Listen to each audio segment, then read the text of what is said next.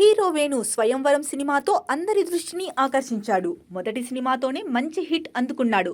ఆ తర్వాత మనసు పడ్డాను కానీ, చిరునవ్వుతో, వీడెక్కడి మొగుడండి, హనుమాన్ జంక్షన్, కళ్యాణ్ రాముడు, సదా మీ సేవలో, పెళ్ళాం ఊరెళ్తే, ఖుషీ ఖుషీగా, చెప్పవే చిరుగాలి, అల్లరే అల్లరి, బహుమతి మరియు గోపి గోపిక గోదావరి ఇలా పలు హిట్ చిత్రాల్లో నటించాడు వేణు. అలాగే వెంకటేష్, చింతకాయల రవి, ఎన్టీఆర్, దమ్ము లాంటి సినిమాల్లో సహాయ నటుడిగాను మెప్పించాడు. 2013 తర్వాత ఇండస్ట్రీకి దూరమైన వేణు మళ్ళీ 2022లో రామారావు ఆన్ డ్యూటీ సినిమాతో రీ ఎంట్రీ ఇచ్చాడు. అలాగే అతిథి అనే వెబ్ సిరీస్లోనూ నటించి మెప్పించాడు. ప్రస్తుతం వ్యాపార పనుల్లో బిజీగా ఉన్న వేణు ఇబ్బందుల్లో పడినట్లు తెలుస్తోంది. హైదరాబాద్లో అతనిపై పోలీస్ కేసు కూడా నమోదైనట్లు తెలుస్తోంది. ఇందుకు సంబంధించిన వివరాలు ఏంటో తెలుసుకుందాం. మాజీ ఎంపీ కావూరి సాంబశివరావు కుటుంబ సభ్యులు నిర్వహిస్తున్న ప్రోగ్రెసివ్ కన్స్ట్రక్షన్ సంస్థలో ప్రతినిధిగా ఉంటున్నాడు వేణు.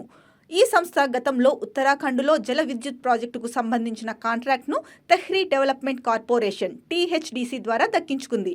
ఈ కాంట్రాక్ట్ను హైదరాబాద్ బంజారా హిల్స్లోని రిత్విక్ ప్రాజెక్ట్స్, స్వాతి కన్స్ట్రక్షన్ కంపెనీలు సబ్ కాంట్రాక్ట్ తీసుకున్నాయి.